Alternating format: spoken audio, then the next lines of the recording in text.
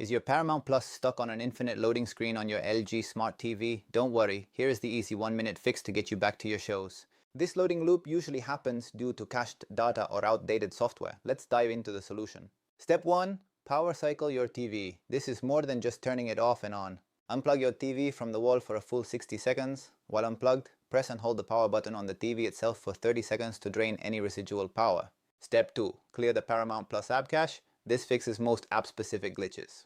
Go to Settings, then All Settings and find the Application Manager. Select Paramount Plus and click Clear Cache. Note, this will not delete your account data. Step 3. Check for LG webOS updates. Outdated firmware can cause app conflicts. In your TV settings, go to Support, then Software Update. Click Check for updates and install any pending firmware. A quick restart will complete the process. Power cycle, clear cache, and update software. Your Paramount Plus should now load instantly. If this helped, hit the like button and subscribe to System Sleek Guides for more 1-minute tech fixes. Happy streaming!